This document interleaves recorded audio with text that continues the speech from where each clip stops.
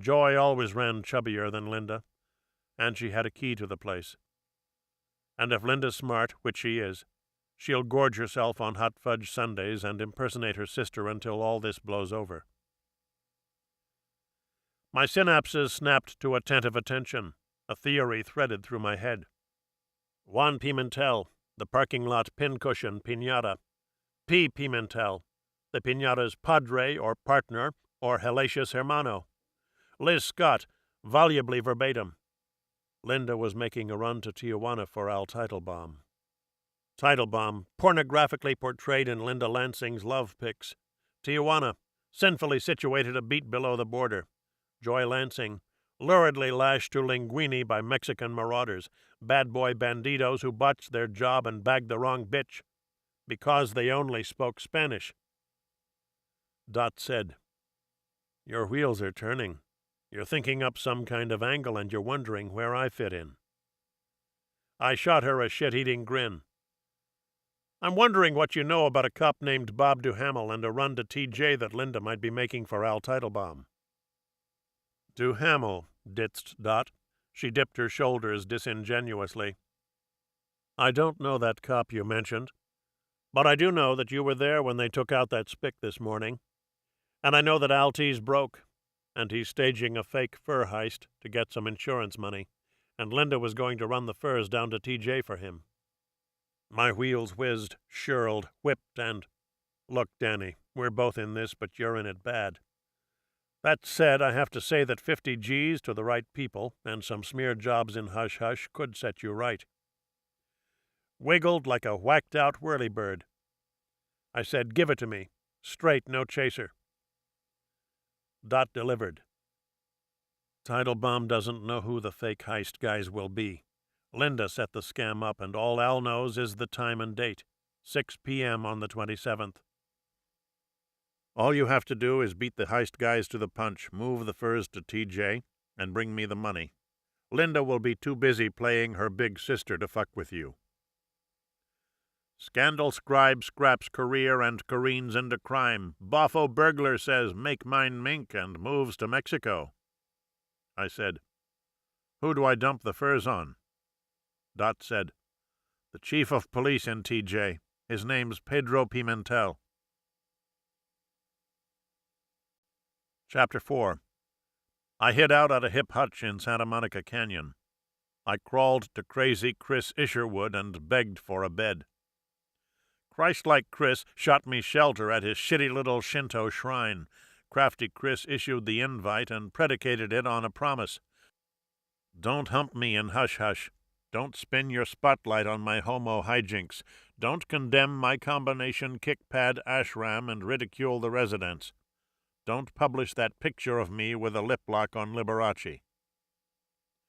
I smiled smug. I crossed my heart to Chris and Christ himself and issued an insincere promise. I hauled in my Hudson Hornet and my hop from Ben Hong's herb hut. The ashram was a dope den and a lavender love nest. My rambunctious roommates, Aldous Huxley, addled on absinthe, pickled on peyote, and looped on a loony lysol called lysergic acid diethylamide. Bogey Bogart, battling the big sea with voodoo vows and peach pit potions. Oscar Levant, levitatingly lost in laudanum and Lowenbrow lager. Sammy Davis, Jr., jigaboo juked for pouring the pork to a white wench who went out with Walter Winchell. Winsomely confidential, Winchell sent some wops out to whack Sammy. Last, but not loin-longingly least, 3 masochism-mauled Marines marked for molestation. Deserters seeking shelter from the shore patrol. Prime prey for creepy Chris. I moved in and made time to map out my mink misadventure. I lounged around in limbo. I lapped up laudanum with Levant and got high on hashish with Huxley. Chris crystallized Ben Hong's herbs and cooked up anti-cancer cocktails for Bogey. I watched nightly newscasts and notched nerve-wracking news. Skip Town and flash flood, flattened by a fly-by-night who flipped a 2-ton truck. Flash floods Fleetwood, torched to toast in Topanga Canyon. rival DJs riding together. Make that murder in my magazine. No news on lush Linda Lansing and the Moorish Mosque massacre. No poop on the Payola probe and Priapic Sinatra. Call that collective collusion. I called my cop contacts. I picked up poop on Pedro Pimentel. One bad beaner, the taco-file Tojo of TJ. He controlled the corrupt cop corps. His cops copped coin off incarcerated inmates run in on random charges. Pedro pried their property loose. He violated their virgin daughters and made them vice vixens at the Va-Va-Voom Club. He kicked their less comely kids into cardboard casas and coerced them to work in his sweatshops. They moonlighted as wistful waifs and charmed chump change out of cheerful gringos. Pedro Pimentel owned a clap clinic and the Club Diablo, an adoringly adorned adobe hut that housed hermaphrodites and the best burro act in Baja. Pedro Pimentel smuggled smut. Pedro Pimentel pummeled pinkos and castrated Castroites out of Cuba. Pedro Pimentel made nice to Nazis named at Nuremberg and assured them asylum. Pedro Pimentel fenced furs. My cop contacts dispensed more dish. Juan Pimentel was Pedro's pedophile brother. Juan bopped out of Baja behind some child snuff snafu. Pedro put him in touch with Bad Bob Duhamel, BHPD. Bad Bob made Wicked Juan his sneaky snitch. Wicked Juan worked at the Pacific dining car, a front to frame his sniveling snitch work. Bad Bob went way back with delightful Dyke Dot Rothstein. They engaged in an entrapment scheme to screw Barbara Graham, wigged out in the women's jail. Barbarous Barb was gorgeous gash and one good actress. She maintained that she didn't murder Mabel Monahan. Demon D.A. Miller Levy found her fetching. He feared that she'd move the men on the jury to mush. Levy dished up a plan to discredit her and divvied it out to Dot and Bad Bob. They went underground. They unearthed some underworld untermenschen and unleashed them on Barbarous Barb. They handed her handy alibis for $3,953. She bit and said she'd buy them if they bought her out of the shit. The untermenschen shot her the shaft and strode straight to Miller Levy. Levy levied the alibi bit against Barb. It chewed her up and helped him chalk up a convincing conviction. My cop contacts contradicted Diabolical Dot. She'd dissembled and said she didn't know Duhamel. The Barbarous Barb bit my brain and ditched me to distraction. Did it play into Payola and scintillating Sinatra? The riddle racked my dope-diddled head. It lanced me as I laid low and lived it up in limbo. I ran reefer-ripped riposts with Sammy Davis. Sammy was one sick Sambo. Mary Jane made him mean-minded. He ran race riffs like a Mau-Mau motherfucker. He teed off on Ofe oppression and segued to sepia self-hate and slick slave master Sinatra. Annihilating anecdotes. Frank fragged Sammy at a mob meet in Miami. Sammy sings for made mafia men. They make him step like Stepin Fetchit and feed him fettuccine with the Cuban kitchen crew. Frank frees Sammy and eggs him into an encore. No count nigger me. Sammy slips the schnitzel to Miss Schlitz beer at a backstage bash for Sinatra. Sissified Sinatra sincerely thinks that he had first dibs. His chauffeur shanghais Sammy. He shunts him to Sheboygan, Wisconsin, and snouts him into a snowstorm in his snap-brim hat and skin-tight skivvies. Sinatra stomps on stage as Sammy creams the crowd at the crescendo. Sammy blows a bluesy ballad and lights an L&M to look cool. The crowd cracks up. Sinatra signals a waiter. The waiter wings a watermelon up on stage. The crowd craps its pants. Sammy laughs to look like he's loving it. Frank freezes him out and wilts the room with "Willow, Weep for Me." I spritzed my spin on Sinatra. Sammy succumbed to its succulence and sucked up to me. We sulked ourselves silly and sunk into a Sinatra-phobe abyss. We hexed him with hellish hate. We shivved him with a Shinto curse that Crazy Chris cooked up. We defaced and dart-boarded all his album covers and ratched the records inside. We worked ourselves into a frenzy, frankly frantic and francophiliacal. The fragrance of frankincense froze us and freed me to act. I said, "Help me steal some furs and run them down to TJ." Sammy said, "Yes, big white bwana." I said, "Call Frank, make like you don't hate him, and put out some peace feelers for me." Sammy said, "Yes, sahib." We surreptitiously surveilled Teitelbaum furs. We sat in Chris's Chrysler and sunk down to the dash. We wore distinct disguises. I played a Shinto shaman. Dig it, a multicolored monk's robe and sharp shades to shield my eyes. Sammy posed as a pachuco in peg pants and a cheap cholo shirt. We restlessly reconnoitered Rodeo Drive. We learned the layout. We laid lazy eyes on the fur shop and watched two lowlifes in a late-model Lincoln loop around it themselves. They looked larcenous. They looked lizard-like. They looped the looped and licked their lips and surveilled every surface in sight. They surveilled serpent-like. We surveilled them serviceably. They lizard-lunched at Linny's Delicatessen. We noshed knockwurst at the next table and tallied their talk for 2 days. The lizards loved liver and onions. They ordered it and ooh-la-la'd and went over their plans plenty loud. They conclusively confirmed Demon Dot. The heist would hatch at 6 p.m., 12/27. We suspended our surveillance on Christmas Eve. Christ-like Chris threw a party to praise the Prince of Peace. Bogey got bombed on his peach pit potion and peppermint schnapps. He chug-a-lugged it and chanted Chinese chants to beat the big C. Huxley hooked down hallucinogens. He held forth and heaped judgment on Jesus. He praised that prize prick Pontius Pilate and his paranoid paradigm. It pissed off Oscar Levant. Oscar opted to ossify some existential eggnog.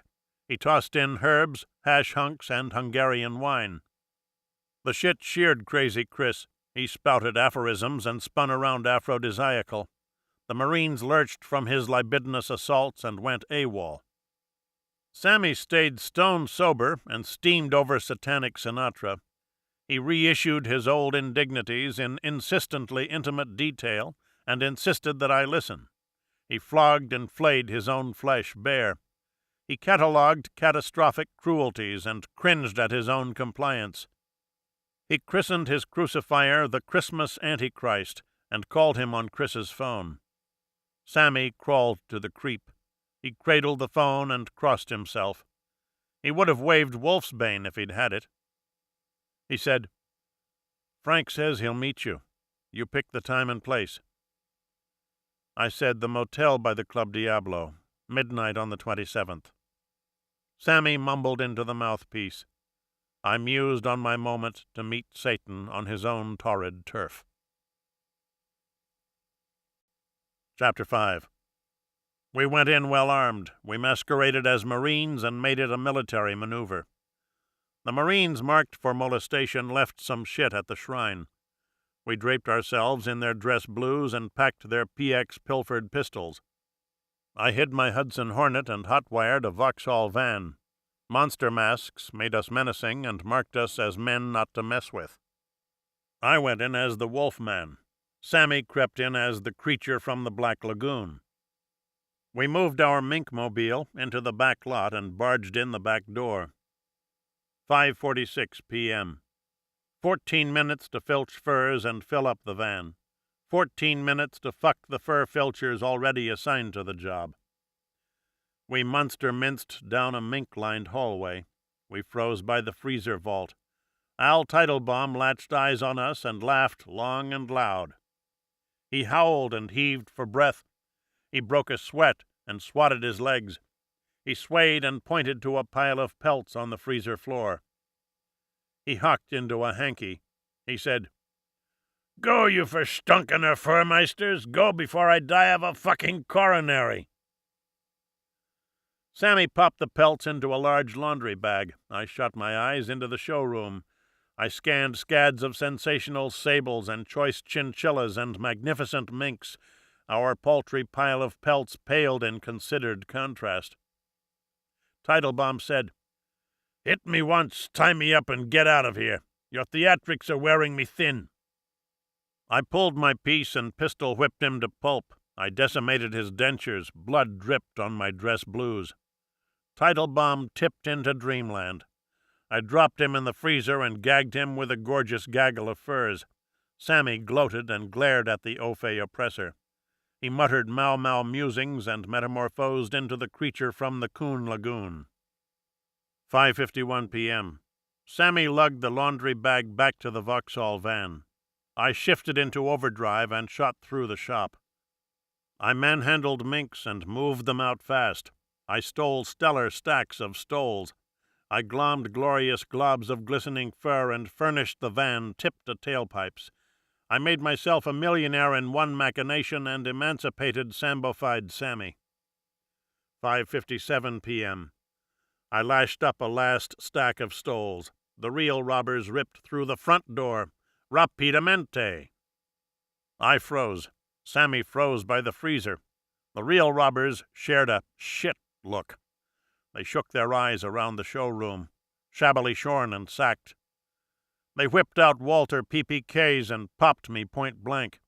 My stack of stoles absorbed their ammo. The creature from the Coon Lagoon crouched and pulled his piece. 6 rounds ripped the real robbers and ratched them into a raccoon coat rack. We wrapped the bodies in raccoon and rolled them under a rug. Sammy dug the scene and dubbed it a massacre in mink. We moved our mink-mobile to Mexico, mucho fast. Sammy negrofied Sinatra songs and arced them out a cappella. He verse-vilified Sinatra and lynched him with licentious lyrics. He sang scatological scat and scoffed at Frank the freewheeling freak. He excoriated and exorcised his ex-slave master extemporaneously. Fly me to the moon with my guinea goons. I ejaculate a little quick. Some say I come too soon. In other words, hold my gland. It's 2:45. All I feel is hate and bad self-pity. So set 'em up, Joe, 'cause Ava left me for a well-hung Negro. Come fly with me, come fly away. We'll abuse some squares in our Vegas lairs and pretend that we're not gay. Sammy ripped, rocked, roiled, rolled, and resurrected his nappy-headed niggerhood. We sidled south as psychopathic sidekicks. We rolled to a rest stop and stripped to our street clothes. We cruised south, crossed the border, and tipped into Tijuana. Dig. Sweaty swarms of tattered toddlers tackling tourists and latching onto them leech-like. Syphilitic sailors cliqued up outside clap clinics. Punks peddling pot and peyote plants in plain sight. Vandals vending vibrating dildos and donkey show ticks. Starving peons stretched out on the street from stark starvation. Punks picking their pockets and plucking their teeth out with penknives. Hermaphroditic he-shes huddled in haphazard hordes. A chain of Shanker sword Chiquitas chipping by a chop suey joint. Spiffy spick cops in natty Nazi jack boots and jet black outfits on every corner. Oh, Daddy-o, I was digging it all, desensitized. We dipped by the Club Diablo. Digged the nifty neon sign. A little Lucifer with high horns and a trident-trimmed dick. 11:37 p.m. We checked into the cheesy Chinchinagua motel and chatted up the manager. He was one choice cholo. I fed him some chump change and scammed some scalding skinny. A Mr. Duhamel called and confirmed his room reservation. He and his friend Frank would be by and bop to their back bungalow by midnight. I laid a mink coat on the Mex motherfucker. He muttered Madre Mia and groveled ground low. Sammy grabbed him and laid down the law. Pass us your pass key to the back bungalow and let the chumps check in. Don't mention the boss banditos who just bought you off. The Mex murmured, CC, and passed us a pass key. We bipped to the back bungalow and bopped in unbidden. I wiggled a wall switch. Light leaped on and launched cockroach convoys out of control. They bug-scuttled, buzzed, and bounced off the bed. They flip-flopped and flew off the floor. They crawled and crunched like ripe Rice Krispies under our feet. 11:48 p.m. We reloaded our revolvers. Sammy siphoned a syringe full of Lysol-like lysergic acid. I juked out to the van and juked back with jumper cables. We clipped the lights off and climbed into a closet. Cockroaches flipped off the floor and flew into our mouths. We gagged and hacked ourselves hoarse. We reflex-retched and bit the bastards into pus-like pulp. We spat out roach residue and heard a rumble right by the bungalow door. A V8 voom, tire treads grinding gravel, vigorous voices, a key indoor cacophony, the voice, some fucking dump, and check those bugs on the dresser. A barrel chesty baritone. I'll check the closet, maybe there's some spray. I scooped up a scad of roaches and got ready to rock. Sammy popped into a pile driver pose. The closet door swung and swept outward. I bug-bombed Bob Duhamel. Bugs buzzed into his mouth and dive-bombed down his throat and crawled all over his crew cut. Sammy slammed him in the slats and slipped his gun from his hip holster. Bad Bob flailed and flapped his hands. He belched bug bile and gurgled goo. He hit the floor hard. Sammy slipped a beaver tail sap off his belt and bopped him in the balls. I unhooked his handcuffs and hitched his hands behind his back. Sinatra watched it all wicked-wise. He swirled a martini and swayed sweet to some bedazzled beat. He blew smug smoke rings, coolly concurrent. Frigidaire Frank, the hip hero and ad for greasy grace under pressure. He said, "What have we got here, the Lone Ranger and Tonto? What's shakin', Kimosabe?" Bugs bopped out of Bad Bob's mouth. Sammy slapped slivers of tape across it and muffled him mute. I slipped the syringe out of Sammy's shirt pocket and watched shimmering shit shoot up the shaft. Sinatra said, "Are you clowns on the junk? Sambo, I'm shocked, and I may just have to snitch you off to the NAACP." I laughed and lunged at him. We collided. I got martini mottled and smoke smacked. I grabbed a grip of greasy hair and tore off Frank's toupee. Frank squealed. I squeezed his neck and nailed my needle into a vibrating vein. I pushed the plunger and jacked jungle juice in his jugular. Sammy said, "You're in for a wild ride, paisan." I tossed Freon Frank on the frayed bedspread. Bug sidled on his side-of-ore suit. Frank was fricasseed, French-fried, and fresh out of cool. I froze the moment in my mind. Sammy juked the jumper cable cords out to Frank's Lincoln and whipped the hood wide. He leaned on the gas. He bolted the blue hooks to the battery box. Sparks spit out. I slid the cords under the door slit and shut us in torture tight. Sammy tore the tape off Bad Bob's mouth. I ran the red hooks right under his eyes. Sparks spun out and spanked him. They sizzled and singed and browned his brows. Frank said, "I am personal friends with many well-placed men in La Cosa Nostra." Bad Bob said, "You wouldn't dare." I hitched the hooks to his hands and hurled him some horsepower. He vibrated to V8 volts and flapped on the floor. I unhitched the hooks and watched him undulate. I said, "All of it. No lies and no omissions." Bad Bob shook with the shimmy-shimmy shock-induced shakes and flew with a flinty, "Fuck you." I anchored the hooks to his ankles. Bad Bob buckled and bent back and did a spectacular spine spin. I unhooked the hooks. I heard him ululate. His pelvis popped. His legs lashed. He spasm-spun and spit sparks. Sammy said, "Dig it!" He was hopped up on honky hate. He looked like that jigaboo Jomo Kenyatta. Freon Frank was frazzled in fright. The acid was assimilating assiduously. Bad Bob yipped and yelled, "All right!" I bent low. Bad Bob blurted and blubbered at me. His tongue and teeth palpitated off his palate and pried out words prestissimo. "Linda blew everything when she shook down Frank to get her song some play. Then Skiptown got hip to it and tipped you off. And you wrote your piece in hush-hush, and Miller Levy read it and figured that Frank's name would give him some fucking marquee value, and he could get a probe going. But then he learned what Linda really had on Frank and got fucking scared. And I don't know what that was, but... Levy and Bad Bob bopped back to the Barbara Graham case. Dot Rothstein ran with them. Liz Scott scoffed at the skinny that Linda and Frank were fresh stuff. She tattled the truth to me. She said Linda and Frank had innings going back to 52. Linda had some dirt on him, and she used it. Barbaric Barb murdered Mabel Monahan. The date of doom, 3/9/53. I bent down to Bad Bob's level. I waved my cable hooks. I caught a whiff of scorched skin.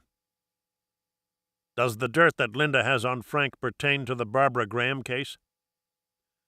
Bad Bob nodded no and went knock-kneed. My internal lie detector measured him as mendacious. I hitched my hooks to his nose. He danced. He did the voltage voom and the convoluted convulsion. He did the stultified stomp and the sinful sizzle and the gyroscope gyration. He did the Tijuana termination tango. I unhitched the hooks. Bad Bob blubbered, blathered, and bled. I renamed him Rudolph the Red-Nosed Reindeer. Sammy said, "Dig it!" Frank squirmed and squealed. "Mommy!" Bad Bob almost bought it. I couldn't kill him yet. He played into my Pedro Pimentel plan. I said, "Lay out the rest of it." Bad Bob noodled his nose on the floor and fluffed out a follicle flame. He flipped away from me and laid it out largo. Linda Lansing runs shakedowns on politicians in L.A. with Dot Rothstein. Pedro Pimentel, the police chief down here, he bankrolled them. The spick we shot in the parking lot was Pedro's kid brother. He was a plant at the dining car. But I didn't know that. Lots of lawyers and politicians eat at the car and talked around him because they thought he didn't speak English. And Miller Levy picked up lots of tips that way. "Getchell, you fuck! You pulled that fucking reefer number and fucked things up. And Frank fucked things up by insisting that we kick your ass at the car. And I don't know where Linda is. And her and Dot are into all kinds of shady shit. And all this started because we didn't want Linda to spill what she had on Frank. And I came down here to frost you out and frost things out with Pedro 'cause we killed his fucking brother by accident and we His traumatized transmission trailed off into trills. He passed out from aftershock affliction. He didn't know that Linda Lansing slid off to Slice City. He didn't label Linda as a heistress, hot to move millions in mink. He refused to reveal the ripe revelation now ripping me. Frantic Frank and Barbaric Barb. Frantic Frank squirmed and squealed, "Mommy!" His eyes, blurred blue and dilated from diethylamide. Sammy said, "Dig it!" Frank Sinatra, uncontrollably uncool, umbilically unattached and hopelessly unhip from here to Hoboken. He moaned for his mama. He mewed for his mafia mentor, Momo Giancana. He pounded his pillows and petitioned Raymond L.S. Patriarca, the prize prick with the Providence mob. Sammy tortured and tormented him. Sammy shanked him for the shit he shot his way. Sammy shucked him on his wives and the way they wanted it wild and blasphemously black. Frank moaned for Mama and made mea culpa motions and put out papist pleas to Pope Pius. I dipped over to the Diablo Club. I downed some Dos Equis and bought some Boss Burrow Act artifacts. A cook cooked me up some cat meat carnitas to go. A burro handler hipped me to Pedro Pimentel's private number. I called the taco-file Tojo of TJ and told him I had Teitelbaum's furs. I tantalized him and told him I took down 10 times Linda Lansing's take. Tojo told me to meet him tomorrow. I said I'd slide by his slave camp and move in my mountain of mink. Tojo told me he'd measure the mound and meet me with mucho money. I moseyed back to the motel. Frank was moaning for Mama. Sammy was making like the Marquis de Mau Mau. I booted Bad Bob into the bathroom and fed him the cat meat carnitas. He went at it carnivorously. I didn't want him to die. I had to toss him to Tojo before he purchased a pass on Pancho the pedophile. I loped out to the Lilac Lincoln and ran the radio. I latched onto an L.A. station and lucked out on a late-night newscast. No news. Nothing on the massacre in Mink or lashed Linda Lansing. My bet, Bad Bob's boys in the BHPD buried it all. I could buy out of my bind and wave bye-bye with a big bundle of cash. Noxious night air noodled my noggin. Some thread in my theories thrashed and threatened to lash my logic on the Linda Lansing end. My brain broiled. My mind misfired. I couldn't cook a contradiction up in context. I noxiously night-dreamed. I ran the radio dial and got reverential with Rachmaninoff. I pictured a perfect world. I deliver the dough to Dot Rothstein and pay off my perfidies. I pop down to Paraguay and purchase a palace and some peons. I instigate indentured servitude. I install myself as El Jefe. I spawn the spick hush-hush, husho-husho in Espanol. El Presidente strongman Stressner stridently defends me. I defame the democratic-minded devils out to oust him. I slather slander in a land with no libel laws. I lance libidinous Latins and lynch leftist losers in print. I pride myself as a prime anti-commie. I hobnob with nervous Nazis assimilated in Asuncion. I hump their half-spick, half-Nordic, radically race-mixed and ravishing daughters. I spot a special hush-hush Hilda. She hatches a hole in my heart. I build the Berchtesgaden West as our love lair. We breed a brood of bright little Getchellites. I give them thick thesauruses on their first birthdays. Oh, Daddy-o, I was digging it all. Dystopian. I bopped back to the bungalow. I freeze-framed Frigidaire Frank. He was beaming, bemused, and bebop-beatific. His blue eyes blazed and blended with fabric flecks on his shiny sharkskin suit. He bowed and bestowed a benediction. I forgive you your transgressions, for I have been to the high mountain top. I am the way and the truth and the life. Walk with me, and you shall not walk alone. Sammy said, That acid shit misfired. The motherfucker thinks he's Jesus. Chapter 6. Tojo's burrito-fied Buchenwald. 5 football fields under a tortilla-tamped tin roof. A sunken sun magnet in the middle of a massive mesa. 900 niños broiled brown. Bright-eyed brats brought in to sew serapes and loom lacework and shear sheet metal into shiny souvenirs for burro show sharpies. Labor by lathe, loom, and laundry press. Stoop work at standing stations. Slaves slotted down 50 rows, roamed by rough boys with bullwhips and Bulgarian machine guns. Kitty casas off Caddy Corner. Corrugated cardboard, courtesy of Carl's TV in Carlsbad, California.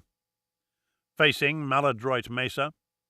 A barbed wire bordered baby White House built to 1/10 scale. Righteous replication. Exquisite external detail. A lush lawn that led down to Slave City. The lawn did double duty as an unpaved parking lot. I pulled up behind a beanerized Buick and a friholified Ford. I felt felicitously fit and joyfully jingoistic. Tojo was flying a flag. His lusty little Lucifer was trimmed in tricolored lace. I flipped him a salacious salute. The joint was jumping jackrabbit high. A Bonnaroo buffet boded by the barbed wire boundary. Bullwhips bit bullet loud. Mangled muchachos moaned and mewed, "Mamacita!" Black-shirted blowhards lounged on the lawn and swicked switchblades into the grass. I vipped out of the van. I hauled Bad Bob out by the hair. Sammy made a mountain of mink and moved it onto the lawn. The jukebox Jesus was rope-wrapped and mouth-muted and mummified in mink. He could suffer and suffocate. He could vegetate in the van. He didn't play in my plan. Sammy sealed him in, safe and soundless. A black-shirt blizzard hit the mink Matterhorn. They reveled and rolled like dogs in the dirt. They mauled mink and salivated on sable. They grabbed and grass-stained and chewed up choice chinchilla. A shadow shot over Mink Mountain and shaded in shiveringly. Pedro Pimentel, the tostado-fied Tojo, and menudo-ized Mussolini. A spiffy spick. A black-shirted blackguard with blackhead pits and bad teeth. A jack-booted jackal not to jive with. He said, "Stop!" The blousy black shirt stopped and stood at attention. He turned to me. "Mr. Getchell?" I said, "In the flesh." I hair-hauled Bad Bob over to him. "He killed your kid brother. I'm giving him to you as a get-acquainted bonus." Bad Bob boo-hooed and begged for his life. Pimentel pulled a pistol and popped him in the pineal gland. He sheared off 6 more shots and shaved his crew cut down to a crease. Sammy said, "Dig it." Pimentel reholstered his heater. "You look like the American entertainer, Sammy Davis, Jr." I said, "That's El Negrito. He's a torpedo for a nigger mob in South L.A. Sammy said, "What's shakin', Jefe?" Pimentel patted his paunch. "Quite a remarkable resemblance. Come, I will give you a tour before we eat." We whipped through the White House. The facade was fetching and faithful to our founding fathers' design. The inside was lusciously Latinate and refreshingly revisionistic. The rooms resembled rat traps on Route 66. Jefe housed his hermanos herd-style. They bunked in 6-bed bunkers hung with Burrow Act artwork. Dingo dogs and Dobermans dashed down the halls and defecated dolorously. They lived in the Lincoln bedroom. The Lincoln portraits were painted by Pedro Pimentel. El Jefe altered Abe and changed him to a cholo in a '52 Chevy. The dog den opened into the Oval Office. The lewd little Lucifer leered on a lusciously loomed lavender rug. A heavy-hung hound was humping a chewed-up chihuahua. A Pekingese was pissing on Pedro Pimentel's papers. The Rose Room stood in as a stall for the stars at the classy Club Diablo. Dig the hip heaps of hay. Dig the trough tricked up with the devil dick design. Dig the donkeys dozing in post-coital peace. The Roosevelt Room was a gun range. The John Adams Room adjoined it at a rigid right angle. It was Pedro Pimentel's private party pad. A faux fur-flocked floor. Sheet-shrouded walls to smother with smut films projected prick-primingly. Presidential artwork by El Jefe. Abigail Adams on Dowager Dyke, Eleanor Roosevelt. Pat Nixon knob-noshing FDR. Wigged out in his wheelchair. "Oh, Daddy-o, save me from this pixelated Picasso." We bopped out to the buffet behind the barbed wire fence. We feasted in full view of the slave kids. El Negrito and I flanked El Jefe. Bloated black shirts blipped down and joined us. Mink Mountain mouldered in the sun. Flies flitted on the fur and flew off. A blousy black shirt brought me 500 G's in a mink money bag. I pitched Pimentel my plan to pop down to Paraguay and seek paradise. He said he'd set me up with strongman Stressner. We ate with unique utensils. We stabbed our meat with stilettos and tore our tortillas with Texas toad stickers. We shivved shiny apples and swacked at our sweetbreads with switchblades. We slung slivers of food over the fence at the slaves. They slathered and scrapped over scraps. Black shirts blasted them with their bullwhips and bullied them back to work. El Jefe held forth, on himself. He ran down his rackets like a rabid raconteur. He shared shit on his Shakedown scam and said he stored his blackmail bait in the basement of the Club Diablo. He raved about Dot Rothstein and lavished praise on Linda Lansing.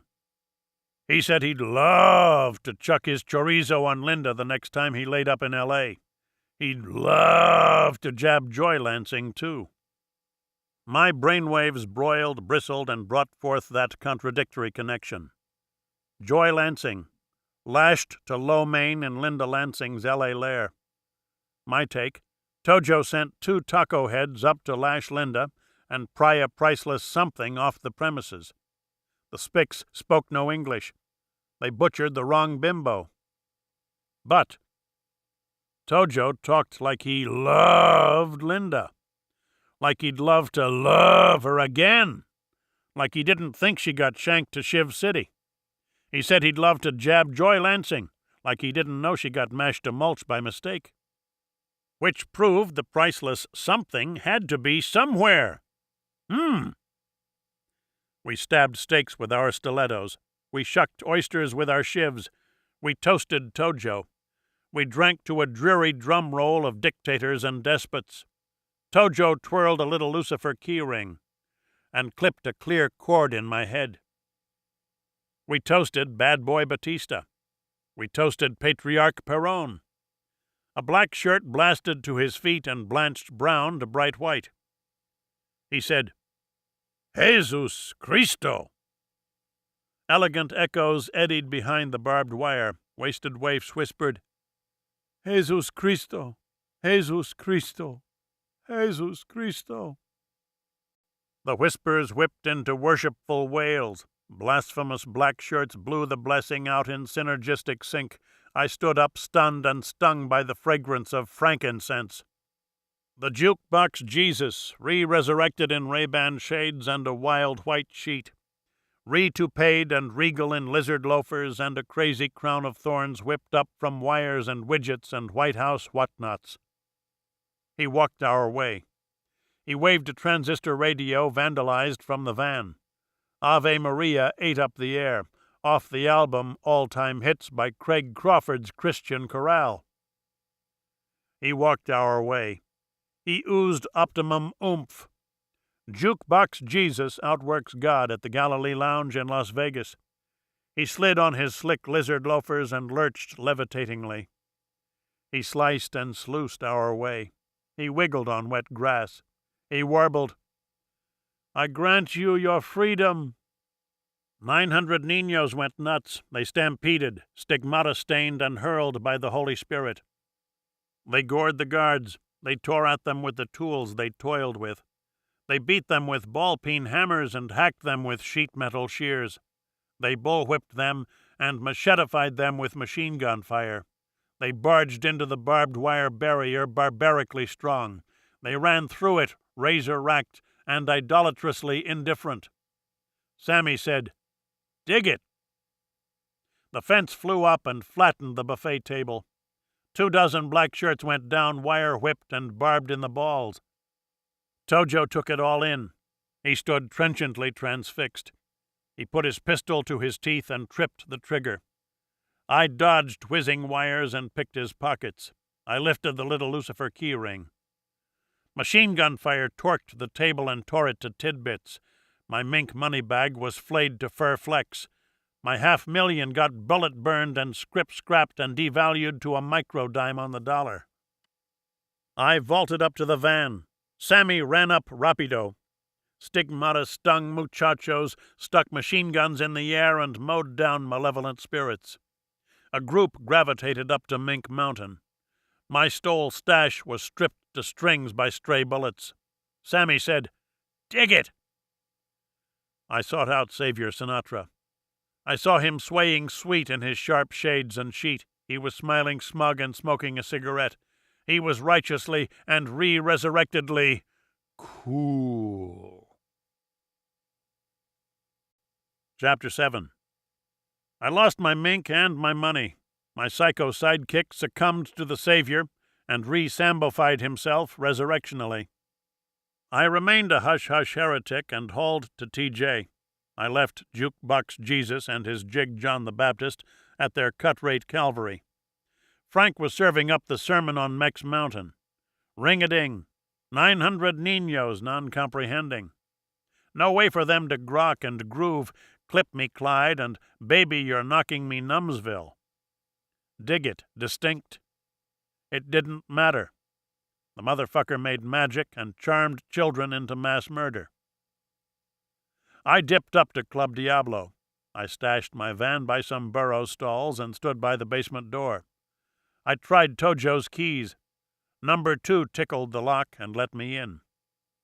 I latched it behind me. I switched on a wall switch and laid some light in. A long corridor led to a crud-crusted crawl space. The corridor reeked of cordite and caustic chemicals. I coughed and caught sight of hip bones and hair hanks in a hardened heap. Blood blips and flesh flaps flared out flat on the walls. Tojo's torture chamber. Quivering quiet upstairs. No delighted donkey-file dementia. The club might be closed. Tojo's minions might have caught word on the coup at Calvary. I walked wary. I crept into the crawl space. I skivved my way through skeletons and scooted through scorched scalps. I squealed and squirmed into another hip-bone-heaped hallway. I saw a dust-covered door. I ratched keys into a rusty lock. Key number 3 tumbled the tumblers. I tumbled into a tunnel-like enclosure. Shelves shot floor-to-flat ceiling. Film cans filled them up. Tape strips were stuck to the edges. Date designations blipped out in black block print. Bolted to the back wall, a rust-ratched movie magnification machine. The cans were crammed in chronologically. The dates dipped back to 1936. I started there and shot my eyes shelf to shelf. I hit 3/9/53. The date distracted me. I got dizzy. My memory mailed me a message. The Mabel Monahan murder. I pulled out the film. I slid a slice under the slide on the movie magnifier. I looked in the lens. I thrilled to the throes of the three-way supreme. Freon Frank Sinatra, avid Ava Gardner, barbaric Barbara Graham. Surreptitiously shot Shakedown shit, an extortion extravaganza, the blackmail blight of all time. I fed film and sliced it under the slide. I shared the sheets with a shimmering cast and spun under their spell. I popped a posthumous pardon on Barbaric Barb. She didn't murder Mabel Monahan. She had an all-star alibi for 3/9/53. Linda Lansing learned about it. She shook down Freon Frank and had him pay her off with payola. Bad Bob and Demon Dot, in league with Devil D.A. Levy on the Graham case. His conviction, contaminated by the contents of the film can. Call it a cause célèbre. The can could lay L.A. law enforcement laughingstock low. Levy pulled the plug on the payola probe for that reputation-ruining reason. It all congealed and constellated. A special spark spoke to my spirit. Call it the Sermon on Mount Monahan. Barbaric Barb, the martyred Madonna, who refused to rat off frigid Frank and avid Ava as her alibi, who died in deference to the deification confirmed at the cut-rate Calvary, who jumped off the jury and did not Judas the jukebox Jesus. Chapter 8. The kiddie coup went commie. The cops quelled it Quicksville. I filched 5 film cans and trawled TJ for Jesus and Jungle John. I hit some hot spots and ran up against the Red Revolt in retreat. Malnutrition-mauled muchachos moped down the main drag. They lurched and lisped leftist slogans. They slung empty machine guns and stumbled with the weight. Withered waifs who wasted their wad at the White House. They staggered and stumped for pickled plantains on every plate. They lashed out at laissez-faire labor laws and slandered slavery. They sideswiped soldiers and sailors. They agitated against Uncle Sam. They propagandized prostitutes. They chanted and chastised the cholos who made Mexico great. They beat their balls into an uproar and ran out of red rancor. They hit the street from heat stroke one by one. The local cops let them run raucous and run out of steam. They didn't muscle them or mow them down and martyr them. They made like that Martin Luther King motherfucker. They put out passive resistance and popped the little putzes into paddy wagons. Pedro Pimentel's successor would subsidize their rigorous re-education.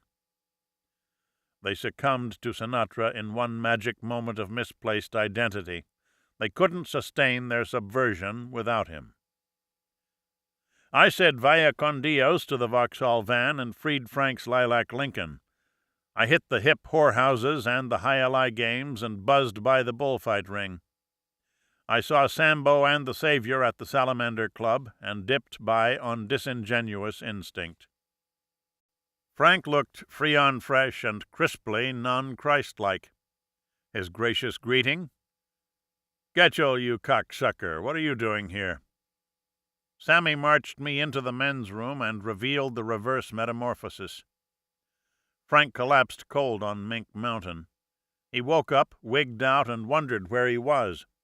His lost days lapped back to L.A. and the snuff snafu. He did not recall his re-resurrection and his acid-induced atavism. He was pissed at my piece on the payola probe. Properly so. Sammy said he propagandized the prick. Bygones as bygones. Let's bop back to L.A. Sammy's pulverizing punchline, "He is the Christ, Danny. I know you think it's all some kind dope fluke, but it's not. I'm back with him now, and I'll always be with him, and thank God he doesn't know that I betrayed him." We buzzed up to the border. We quaffed Cuervo from the bottle and bit bitter limes.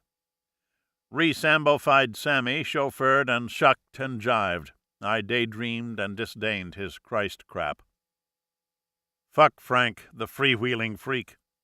I had the 3/9/53 fuck film and 4 more. I had Governor Goodwin J. Knight and his nigger nurse. I had Diana Dors and a dipshit who delivered her pizza. I had Dan Daly in a daisy chain and Mickey Mantle and Marilyn Monroe in the men's room at the Mocambo.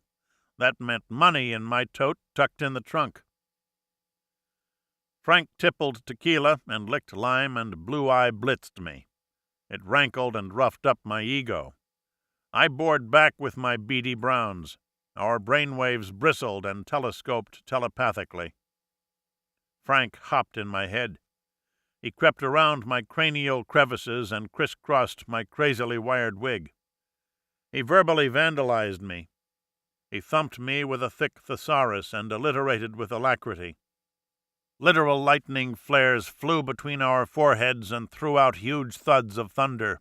Synaptic syncopation singed the seats we sat on. We communicated in capsulized containment.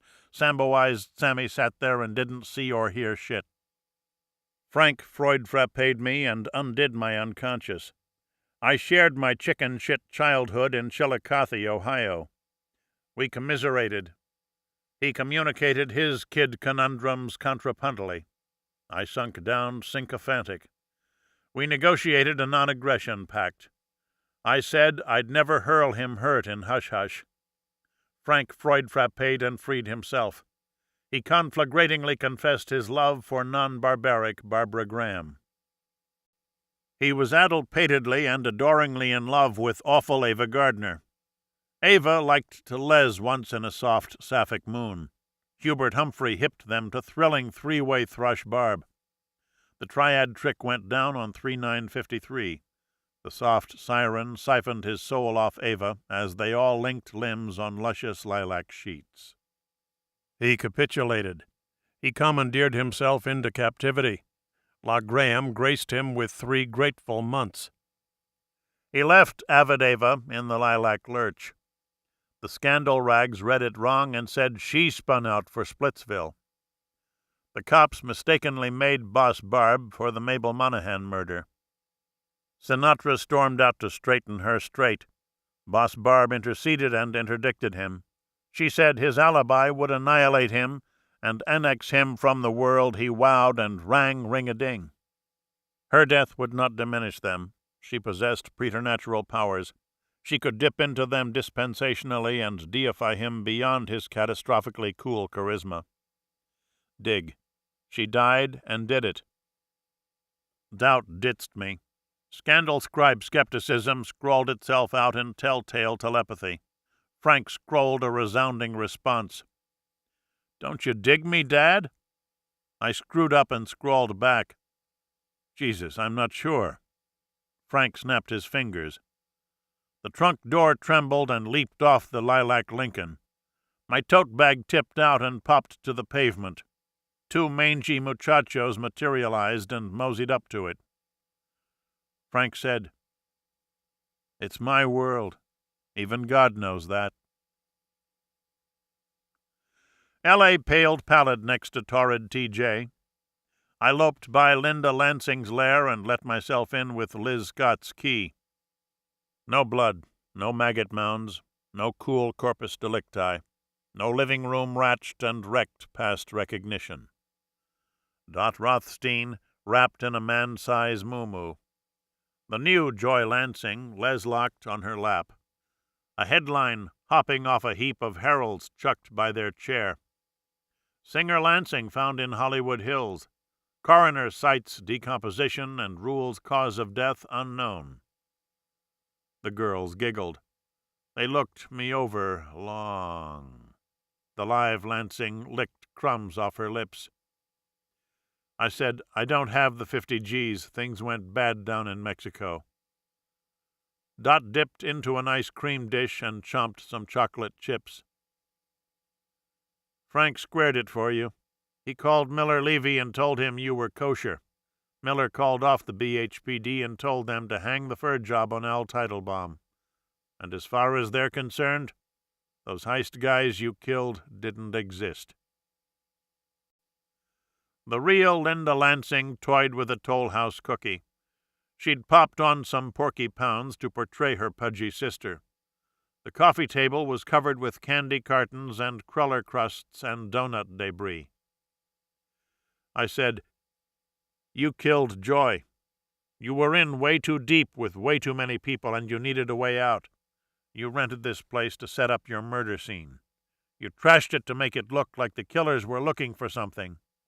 Then I came along and saw the body, so you decided to dump it in the hills to queer the cause of death." Dot dive-bombed a devil's food donut. "Mention money, Danny. We've been expecting you, and we know you didn't come up here to moralize." I said, "Money." Dot drowned her donut in Drambuie-drenched coffee. He said, "Money." Lansing lanced a ladyfinger and sunk it into Sambuca. He certainly did. I said, "Cut the comedy, cuties." I framed the line a la Frigidaire Frank at his frost-bitten best. Dot pulled a packet of pics from her purse and popped them my way. I snared the snapshots out of the air and snagged myself in a snafu. Danny Getchell. Film fucked forever. I'm humping the hush-hush-hated Helen Gahagan Douglas, the lewd lady of the L.A. left. I'm jabbing some jailbait in the gym at Hollywood High. I'm ecstatically entwined with Ethel Rosenberg, somewhere in Sedition City. I'm holed up with Hattie McDaniel at the height of my fatty phase. I'm liquored up and looking longingly at Lassie and her luscious littermate. I'm skunk drunk in a Skid Row dive. I'm passed out on a putrid pallet. A filthy filly is fellating me. Fuck. It's a dreg-like drag queen draped dramatically. Dot dunked her donut and doused me with John Donne. Send not to know for whom the bell tolls. It tolls for thee. I hit my knees hard. I concentrated on a karmic counterattack. I couldn't cough one up. I whimpered, I wailed, I keened and keeled over. I cried and cringed and crawled into an abyss of abasement. White light wafted on. I shot to my feet on a shimmering shaft. His voice vibrated off an old Victrola vaulted in my head. It vipped through me victoriously. I vowed to roll with the punch and rain on ring-a-ding. February, March 1999.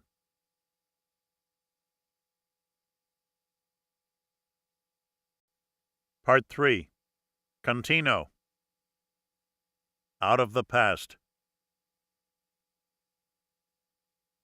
Half-buried memories speak to me. Their origin remains fixed.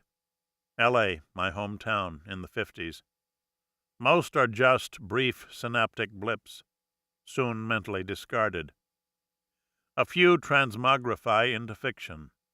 I sense their dramatic potential and exploit it in my novels.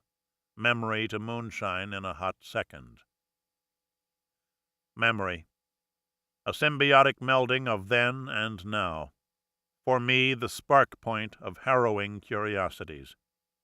A man gyrating with an accordion, pumping his stomach Steinway for all it's worth. My father pointing to the TV. That guy's no good. He's a draft dodger. The accordion man in a grade Z movie clinching with the blonde from the Mark C. Bloom tire ads. The accordion man is named Dick Contino. Draft dodger is a bum rap. He served honorably during the Korean War. The grade Z flick is Daddy-O, a music, hot rod romance stinkeroo. Memory, the juxtaposition of large events and snappy minutiae. In June 1958, my mother was murdered. The killing went unsolved. I saw Dick Contino belt Bumble Boogie on TV, noted my father's opinion of him, and caught Daddy-O at the Admiral Theater a year or so later. Synapses snapped. A memory was formed and placed in context. Its historical perspective loomed dark. Women were strangled and spent eternity unavenged. I was 10 and 11 years old then. Literary instincts simmered inchoately in me. My curiosities centered on crime. I wanted to know the why behind hellish events. As time passed, contemporaneous malfeasance left me bored. The sanguinary 60s and 70s passed in a blur of hectic self-destruction. I drank, used drugs, and did a slew of 10, 20, and 30-day county jail stints for preposterous and pathetic misdemeanors. I shoplifted, broke into houses, and sniffed women's undergarments. I jimmied hinges off laundromat washers and stole the coins inside. I holed up in cheap pads and read hundreds of crime novels. My life was chaos, but my intellectual focus never wavered. L.A. in the 50s, corruption, crime. A 50s soundtrack accompanied my musings. Golden oldies, Dick Contino on the accordion. In 1977, I got sober and segued into hyperfocus, writing crime novels. Dick Contino back burner brain boogied as I attempted to replicate Los Angeles in the 1950s. In 1980, I wrote Clandestine, a thinly disguised, chronologically altered account of my mother's murder. The novel is set in 1951. The hero is a draft dodger whose life is derailed by the Red Scare. In 1987, I wrote The Big Nowhere. Set in 1950, the book details an anti-communist pogrom leveled at the entertainment biz. In 1990, I wrote White Jazz. A major subplot features a grade Z movie being filmed in the same Griffith Park locales as Daddy-O. Young wrote, "What is not brought to consciousness comes to us as fate." I should have seen Dick Contino coming a long time ago. I didn't. Fate intervened, via photograph and black and white videocassette. A friend sent me the photo. Dig. It's me, age 10, on June 22nd, 1958. An LA Times photographer snapped the pic 5 minutes after a police detective told me my mother had been murdered. I'm in minor league shock. My eyes are wide, but my gaze is blank. My fly is at half-mast. My hands look shaky. The day was hot. The melting Brill cream in my hair picks up flashbulb light. The photo held me transfixed. Its force transcended my many attempts to exploit my past for book sales. An underlying truth zapped me. My bereavement, even in that moment, was ambiguous. I'm already calculating potential advantages, regrouping as the officious men surrounding me defer to the perceived grief of a little boy. I had the photograph framed and spent a good deal of time staring at it. Spark point, late 50s memories reignited. I saw Daddy-O listed in a video catalog and ordered it. It arrived a week later. I popped it in the VCR. Fuel-injected Zoom. The story revolves around truck driver, drag racer, singer Phil Daddy-O Sandifer's attempts to solve the murder of his best friend while laboring under the weight of a suspended driver's license. Phil's pals, Peg and Duke, want to help, but they're ineffectual. Addled by too many late nights at the Rainbow Gardens, a post-teenage doo-wop spot where Phil croons gratis on request. No matter. Daddy-O meets slinky Jana Ryan, a rich girl with a valid driver's license and a '57 T-Bird ragtop. Mutual resentment segues into a sex vibe. Phil and Jana team up and infiltrate a nightclub owned by sinister fat man Sidney Chillis. Singer Daddy-O, cigarette girl Jana, a comely and unstoppable duo. They quickly surmise that Chillis is pushing Big H, and trap him and nail the endomorph for the murder of Phil's best friend. A hot rod finale. A burning question left unanswered. Will Daddy-O's daring do get him back his driver's license? Who knows? Who cares? It took me 3 viewings to get the plot down anyway. Because Dick Contino held me spellbound. Because I knew, instinctively, that he held important answers. Because I knew that he hovered elliptically in my Ellie in the 50s novels, a phantom waiting to speak. Contino on screen. A handsome Italian guy, late 20s, big biceps from weights or making love to his accordion. Dreamboat attributes, shiny teeth, dark curly hair, engaging smile. He looks good, and he can sing. He's straining on Rock Candy Baby. The lyrics suck, and you can tell this up-tempo rebop isn't his style.